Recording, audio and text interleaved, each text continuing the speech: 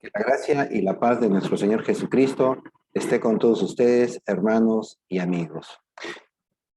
Bastante polémico y escandaloso resulta para nuestros hermanos evangélicos, aunque también para muchos católicos desinformados que creen que los varios pagos que se realizan en la Iglesia Católica, pues en relación a los sacramentos, es que se estuviera cobrando por la entrega de los mismos. Bien, es una acusación realmente falsa, por desconocimiento, ¿no? Por no conocer verdaderamente la doctrina católica, ni conocer tampoco cómo es su organización. Y lamentablemente esto pues crea calumnias y crea una animadversión, ¿no? Contra la iglesia, un anticatolicismo, es lamentable. Pues bueno, hay que notar también que en nuestras hermanas iglesias evangélicas también se cobra el diezmo, y aparte del diezmo también se exhorta a dar ofrendas. Sabemos, ¿no? Que algunas de ellas incluso hasta exigen pues las planillas de pago de sus feligreses. Y eso pues tiene un cierto sentido. Nosotros no lo vamos a juzgar, en el sentido que para, obviamente, cobrar el diezmo, se necesita tener una base, en este caso, de planillas de pago para establecer con exactitud el pago de ese diezmo, del 10% de sus ingresos. Bueno, pero hay que notar que necesitan esos datos para poder establecer, para poder realizar el cobro de ese diezmo. Bueno, los registros son necesarios y llevan pues registros de todos sus eh, creyentes, y si alguien pues pide información sobre los mismos, será pues necesario que también lleven una administración, ¿no? Que tengan una secretaria, etcétera. Pero bien, nosotros lo que vamos a explicar esta vez es en relación al cobro que se cree que se realiza por entregar los sacramentos o la misa, o por realizar la misa, para nombrar a los difuntos, por la salud de los enfermos, etcétera. Bien, bueno, yo soy catequista y en el catecismo, en la catequesis del bautismo, y en mi caso, yo no percibo ningún sueldo, no se me, las dos únicas veces que se me dio, digamos, una compensación, fue una compensación simbólica, fue solamente 2 veces, fueron para mis pasajes solamente de 2 días, en dólares, ¿no? Para las personas que nos ven en otros países, eh, ha sido $1 en una ocasión y otro dólar en la siguiente. Luego no he recibido nada. Tampoco pues estoy pidiéndolo, ¿no? Pero los catequistas dedicamos nuestro tiempo, nuestra labor evangelizadora, pero no cobramos por la realización o por dar la charla de esa catequesis. Bien, entonces nosotros vamos a mostrar que en la iglesia no se cobran por los sacramentos, ¿no? Y luego también que pues sí hay cobros relacionados de manera indirecta con la entrega del sacramento. Y vamos a separar, ¿no? Vamos a explicar de qué se trata. Y luego hay que ver que en la Biblia sí nos da una experiencia de que sí se realizan cobros, por ejemplo, para el mantenimiento de los lugares sagrados, del templo, que se establecieron tasas o contribuciones para ello, y eso lo dispuso Dios. Y bueno, luego pues también los sacerdotes, los reyes, Ellos también podrían haberlo hecho por necesidad, pues porque hay cuestiones de tipo temporal, humano, material, que requieren de que los feligreses aporten, ayuden también. Bien, con ustedes, Vicente Troncos, del Proyecto Católico, para que ningún cristiano se deje llevar por cualquier viento de doctrina falsa. Bien, bueno, vayamos al tema, ¿no? Eh, bueno, aparte de que nosotros contribuimos con gastos administrativos de la iglesia, también nosotros hacemos aportes voluntarios, como me hacía notar un buen amigo evangélico, de que pues ellos no cobran por celebrar sus, eh, sus cultos, ¿no? O de repente por ahí, por ir y hacer alguna oración de algún difunto. Bueno, eso no lo sé, no me consta, no puedo decir nada. Pero bueno, lo que él me decía, pues que no cobraba. Pues nosotros los católicos tampoco cobramos por ofrecer sacramentos, tampoco, ¿no? Y también hacemos ofrendas voluntarias. En el rito de los sacramentos, los asistentes, todos colaboramos, los padres de los niños que se bautizan, o los adultos que se bautizan, o que realizan la primera comunión, eh, para cualquier sacramento que se realice, no damos dinero. Cuando se está muriendo, por ejemplo, una persona, y hay un sacramento, el sacramento de la unción de los enfermos. Vamos, buscamos al sacerdote o al diácono en los países en los que hay diáconos, vienen y pues nos ofrecen los actos, los sacramentos que a cada uno pues les compete, pero no se cobra. Eh, Bien, pero sí, también hacemos ofrendas durante estos sacramentos, que son cosas muy, muy diferentes. En la misa también nosotros hacemos nuestras ofrendas voluntarias y ya depende de la generosidad de cada uno cuánto aporta. Bien, vamos viendo estas notas. Luego, si una persona no tiene dinero, por ejemplo, para un determinado sacramento, no se le niega, no se le va a negar en absoluto, ¿no? Por ejemplo, acá en mi patria, el Perú, por el sacramento del bautismo, aquí en mi parroquia, en la ciudad de Sullana, eh, se cobra aproximadamente 40 soles. Al tipo de cambio actual sería aproximadamente 10 dólares. 10 dólares aproximadamente, ¿no? O sea, es poco, es relativamente poco. Yo, por ejemplo, tengo una hija. En toda mi vida solamente pues he pagado por el bautismo de mi hija solamente esa suma. No es que todos los meses nosotros tenemos hijos y estamos pagando todos los meses, no es como el diezmo, ¿no? En varias congregaciones evangélicas lo piden pues mensual o quincenal, dependiendo, ¿no? Dependiendo pues cómo les paguen ahí a sus feligreses. Pero bueno, es cosa de ellos. Bien, entonces, ¿qué pasa con una persona que no puede cubrir, digamos, para los gastos administrativos del sacramento, etcétera? Simplemente se le exonera, pues, ¿no? O sea, acá no es que estamos lucrando por entregar el sacramento. Claro, se tiene una idea bastante errónea desde aquella época de fines de la Edad Media y que dio surgimiento a la Reforma Protestante sobre el cobro de las indulgencias. No vamos a entrar en ese tema porque es largo, pero pues había un sacerdote en Alemania de nombre Texel que pues llevó muy mal, comunicó muy mal y de repente hasta maliciosamente la entrega de esas indulgencias y hacía pensar pues que con ese pago se estaban salvando las almas, cuando todos los católicos sabemos muy bien que por dinero no se saca a ningún alma del purgatorio y mucho menos del infierno.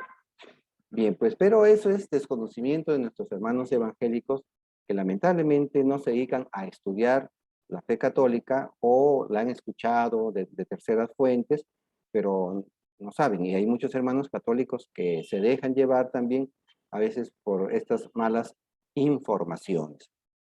Bien, entonces si una persona no tiene, lo comunica y no se le cobra. Eso es el entregar un sacramento, es algo valiosísimo. No hay precio alguno para, para obtener un sacramento. Y el bautismo, por ejemplo, es algo gratuito. La salvación que nos dio nuestro Señor Jesucristo y que obtenemos a través del bautismo es por pura gracia. Somos salvos por gracia, ¿no? Y justificados por medio de la fe, no por obras para que nadie se gloríe. Nadie se ha salvado pues, solo por obras, ¿no? Bien, entonces nosotros creemos que la gracia de Dios nos es, valga la redundancia, gratuita, gratuita. Y esa gracia la obtenemos a través de los sacramentos, por eso no se puede cobrar. Bien, ahora hay que ver que mucha gente realiza pues en sus bodas, ¿no? Grandes gastos. Y tiran, como decimos por acá, no tiran la casa por la ventana. No miden gastos, contratan orquestas locales donde se realizan pues las fiestas, el traje de boda, etcétera, la comida, etcétera, etcétera. Eso es costosísimo, es costoso. Y y obviamente también resulta un poco, digamos, de un compromiso de la persona tener que colaborar también con la iglesia. Si así gasto por lo comercial, ¿cómo no voy a colaborar con amor, con generosidad hacia la iglesia, ¿no? Que es transmisora de estos sacramentos y que nos dan la gracia de Dios. Bien, entonces, ¿y por qué nosotros no podríamos cobrar por los sacramentos? Pues porque eso significa realizar un grave pecado, un pecado mortal, porque es ir contra Dios mismo que nos está ofreciendo su gracia.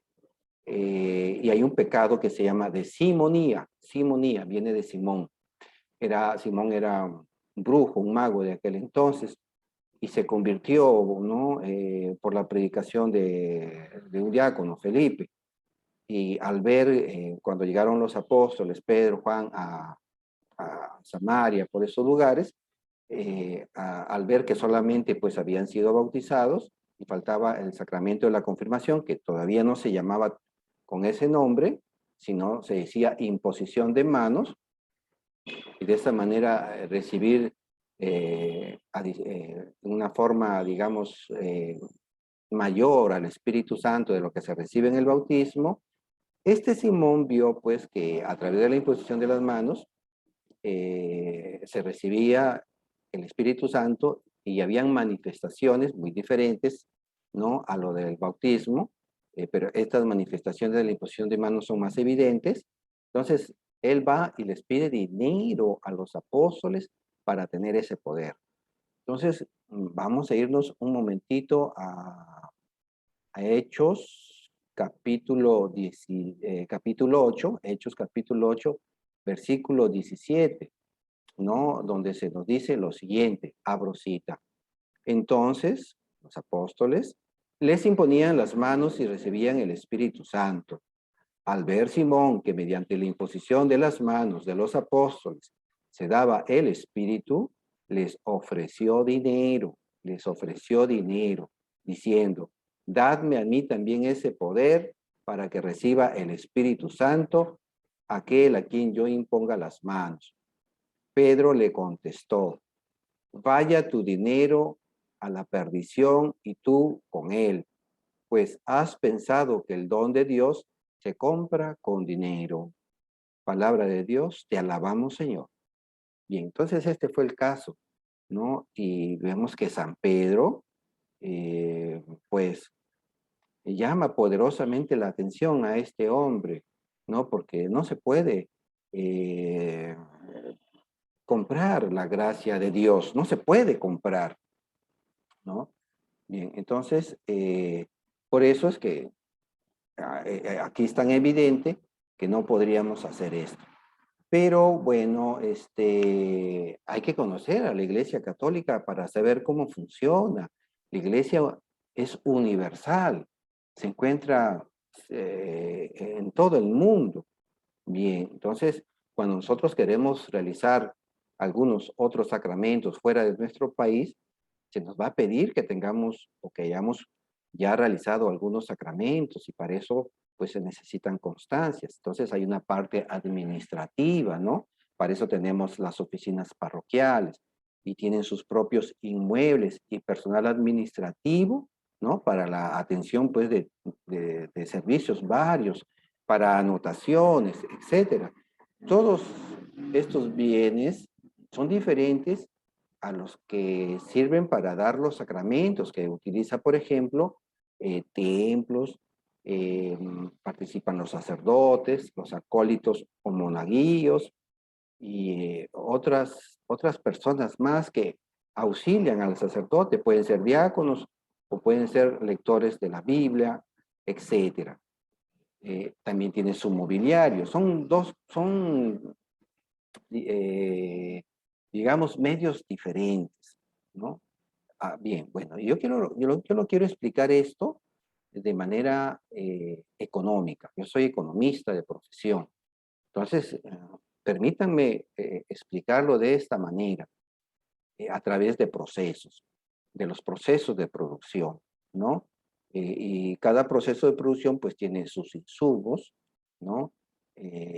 También tiene sus materias primas, ¿no? Factores de producción y también tiene producto final, un producto final.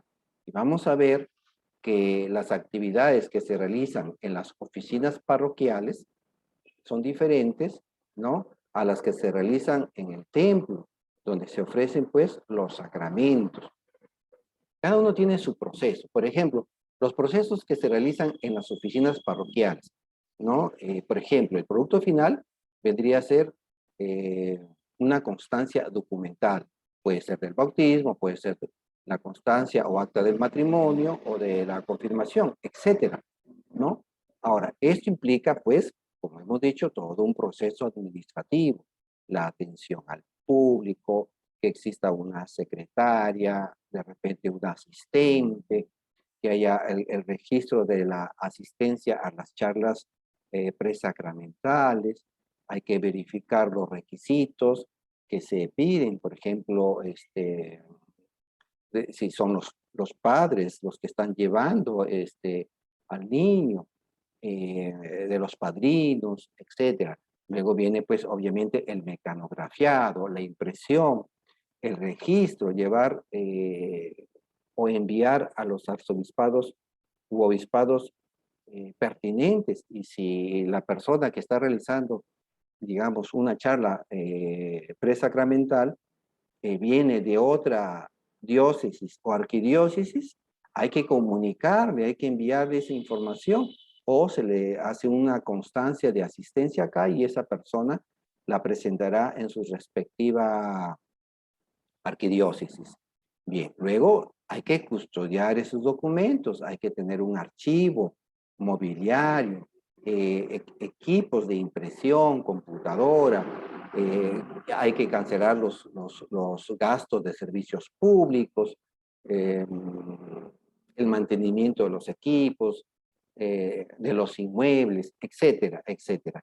Bien, entonces, todo este proceso productivo yo lo estoy explicando así de esta manera, acaba pues en una constancia documental. Eso es muy diferente del sacramento. El sacramento es muy aparte. Entonces, este proceso productivo para estos servicios parroquiales, diferente de los sacramentos, necesitan pues que se auxilie con con algún apoyo económico de los feligreses. Bien, ahora pasemos a lo que yo estoy denominando así procesos productivos, pero vayamos al proceso del sacramento. Ahora se trata de un rito bautismal. No es una constancia documental, no es un servicio parroquial. administrativo, no, es algo espiritual, algo religioso. Y este producto final que se va a obtener de este proceso sacramental, entre comillas, se relaciona a un bien espiritual, a un bien, entre comillas, así como hablamos los economistas, un bien espiritual en el cual se recibe la gracia de Dios. En el caso del bautismo, la gracia regeneradora y salvadora del alma humana, que lo realiza el Espíritu Santo, como lo vemos ahí en Romanos capítulo 6, del versículo 3 al 5, o por ejemplo, en la carta a Tito, capítulo 3, del versículo 5 y siguiente, o la primera de Pedro, capítulo 3, versículo 21, en la que Pedro nos dice, pues, que somos salvados por el bautismo. Eso no tiene valor. Eso no tiene valor. Es invaluable. Es imposible pagar, ¿no?, por la gracia salvadora de Dios. Y también es imposible cobrar porque es dado por gracia, la gracia de Dios, ¿no? Luego vendrán a hacer, pues, las obras que el Señor mismo nos pide para que esa fe no sea una fe muerta. Bien, entonces igual tampoco cobramos por la misa. La anotación que se hace por la misa, pues hay que llevar un registro, hay una secretaria a la que se le paga por ese servicio, por sus horas hombre que realiza, y tiene que anotar, hacer ese registro. Luego de la parroquia tiene que llevarlo al templo, tiene que llevarlo al templo y hacer la entrega ahí en el templo. Y entonces, por eso no se puede cobrar, ¿no? Por celebrar, digamos, hacer una oración por el difunto. Lo que se cobra es algo muy distinto. Es el servicio administrativo, ¿no? Ahora, claro, ya es como hemos dicho al principio, si hacemos una oración por un difunto, si está en el infierno ya no se va a salvar. Eso nosotros no lo sabemos, eso pasa por el juicio que Dios hace con cada persona. Y las personas que están pues en el purgatorio son personas que han muerto en una cierta gracia de Dios que es suficiente para ser salvos, y por esas personas sí se puede rezar. Bien, ahora, pero sí hay antecedentes bíblicos de cobros que hasta el mismo Dios estableció para hacer, por ejemplo, reparaciones en el templo, ¿no? Entonces, vamos a la Biblia y vamos a encontrar que efectivamente Dios estableció tasas, ¿no? Una tasa o una contribución, un estipendio. Bien, entonces vamos a ver esto porque es la manera como también nosotros nos educamos al respecto. Y ya hemos visto lo del pecado de simonía. Aquí está, anteriormente hemos dicho Hechos capítulo 8, versículo 17. Pero vayamos al Antiguo Testamento, y en el Antiguo Testamento ya nosotros encontramos que efectivamente los sacerdotes hacían cobros para las refacciones de la casa de Dios. Esto fue en tiempos del rey Joás, y nos vamos a al segundo libro de los Reyes, del capítulo 12. Pueden ustedes empezar desde el capítulo 1, que nos habla de este rey, pero nosotros nos vamos al versículo 5 y siguientes. Joás dijo a los sacerdotes: todo el dinero de las ofrendas sagradas que ha entrado en la casa de Yahvé, el dinero de las tasas personales, repito, el dinero de las tasas personales, todo el dinero que ofrece el corazón de cada uno a la casa de Yahvé. Hagamos un alto aquí. Aquí está hablando de dos cosas. Primero, de una contribución personal, y luego también de un dinero que se ofrece de corazón, que es voluntario. Continuemos, versículo 6 dice: lo tomarán los sacerdotes, cada uno en el círculo de sus amistades, y ellos proveerán a las reparaciones, repito, a las reparaciones de la casa. La casa en este caso pues es el templo de Salomón. En todo lo que deba ser reparado. Versículo 12. Entregaban el dinero contado en manos de los que hacían el trabajo. Repito, entregaban el dinero contado en manos de los que hacían el trabajo, los encargados de la casa de Yahvé. Estos lo empleaban en los carpinteros y constructores que trabajaban en la casa de Yahvé, los albañiles y canteros para comprar maderas y piedra de cantería para hacer reparaciones en la casa de Yahvé y para cuanto había que reparar en la casa. Bien, hasta aquí hagamos un alto. Entonces, habían trabajos que se realizaban, habían empleados, ¿no? Carpinteros, constructores, albañiles y canteros, y se les tenía que pagar, se les pagaba, pues, ¿no? Proveniente de estas tasas. Vamos a ver en un momentito más de dónde venían estas tasas. Y luego nos dice el versículo 17. Estamos en la segunda de Reyes, capítulo 12, versículo 17. El dinero por la expiación y el dinero por el pecado, ojo, ¿no? Por la expiación y por el pecado, no era entregado a la casa de Yahvé, era para los sacerdotes. Bien, palabra de Dios, te alabamos, Señor. Bien, como vemos aquí, hay pues eh, digamos, dos diferencias de, eh, de gastos, ¿no? Un gasto de estos es para el templo otros dinero eran para los sacerdotes. Dos cosas diferentes, ¿no? Bien, pero vamos a ver el origen, de dónde vinieron estas contribuciones, ¿no? Y vamos a ver que esto lo hizo eh, nuestro mismo Dios, ¿cierto? Vamos a ver que Dios lo estableció. Bien, vamos como complemento a al segundo libro de Reyes, también al segundo libro de Crónicas, donde aquí vamos a encontrar el origen. Se trata del mismo tema que hemos venido viendo desde esta segunda carta de los Reyes. Vamos a la segunda de Crónicas, capítulo 24, versículo 8 y 9. Mandó pues el rey Joás, que hemos venido viendo, que se hiciera un cofre, o sea, hay una caja, ¿no? Se hizo una ranura en esa caja. Mandó pues el rey que se hiciera un cofre que fue colocado junto a la puerta de la casa de Yahvé, o sea, del templo, por la parte exterior. Y echaron bando en Judá y en Jerusalén de que trajesen a Yahvé la contribución que Moisés, repito, la contribución que Moisés, siervo de Dios, había impuesto a Israel en el desierto. Era un impuesto, ¿no?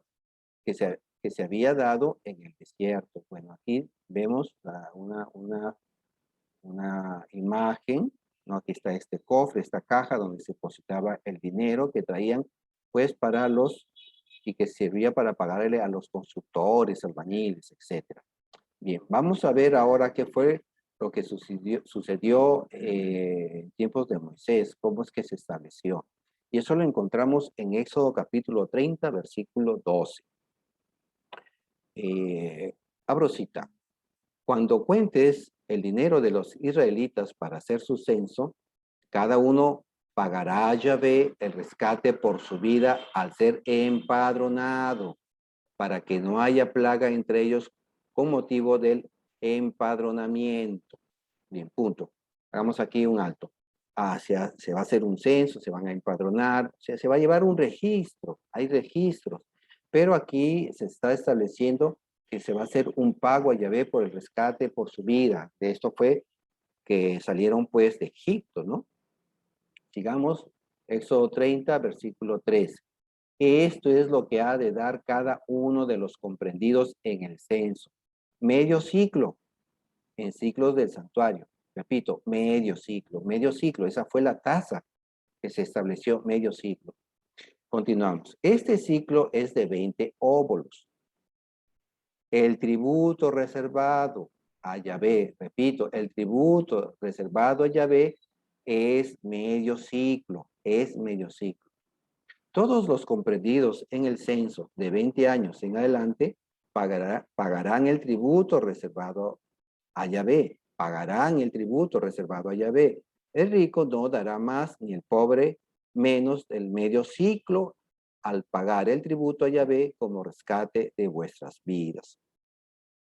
Tomarás el dinero del rescate de parte de los israelitas y lo darás para el servicio de la tienda del encuentro. Y lo darás para el servicio de la tienda del encuentro. Y será para los israelitas como recordatorio ante Yahvé por el rescate de sus vidas.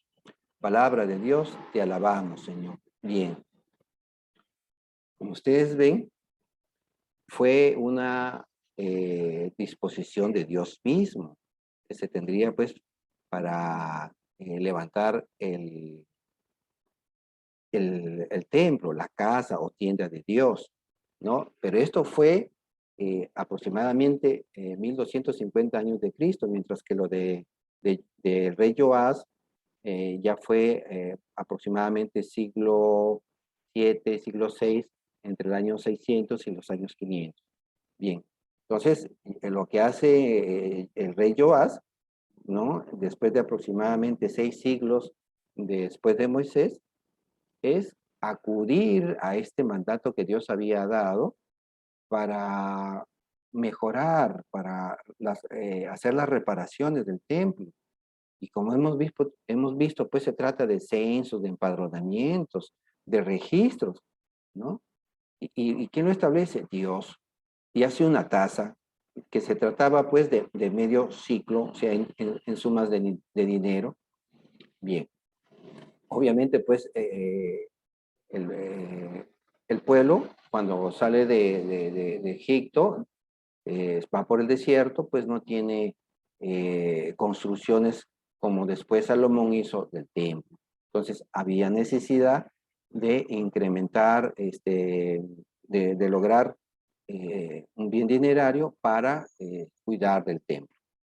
Bien, entonces, estamos viendo, pues, que hay justificación y muy válida por la cual la Iglesia Católica tiene que hacer cobros por aspectos administrativos que son muy diferentes de los ritos sacramentales. La Iglesia no cobra por otorgar ningún sacramento, no cobra por hacer la misa. La misa es muy distinta de hacer la mención de un difunto o pedir por la salud de una persona, ¿no? Que persona que no tenga dinero simplemente hace la petición de que se anote y se le anota, simplemente. O sea, pero hay que ayudar también con la parte administrativa. Bien, ahora sí sería bueno a mis hermanos católicos decirles pues que hagan una colaboración más generosa, para cubrir diferentes gastos dentro de la iglesia, llegar más y mejor a las personas más necesitadas, enfermos, personas ancianas abandonadas, ¿no? Y mejorar pues incluso a veces los ambientes parroquiales, que a veces en algunos lugares son deplorables. eh, Gracias a Dios, por ejemplo, en mi parroquia se ha mejorado bastante, ha habido una mejora en eso, pero todavía se necesita más. Por ejemplo, aquí en mi ciudad, que es una zona muy calurosa, está llegando hasta 40 grados acá el calor, o a veces pasa, necesitamos aire acondicionado y no tenemos aire acondicionado, y se necesita. Incluso hasta nuestros templos también podrían mejorar, pero si no somos generosos, por el contrario, hay tacañería y mezquindad, pues, ¿qué servicios pues vamos a, a poder obtener? Y entonces, eso también es necesario. Espero pues que les haya servido esto para aclarar tanto a nuestros hermanos católicos como evangélicos que también nos siguen. Y compartan este video para así de esta manera evangelizar y dar a conocer mejor nuestra fe. No se olviden de darles un like, porque mientras más likes les damos, esto, el YouTube se encarga de mm, ofrecerlo con más llegada hacia otras personas. Y los invito a suscribirse y recibir sus comentarios para mejorar pues nuestro programa. Que el Señor los bendiga.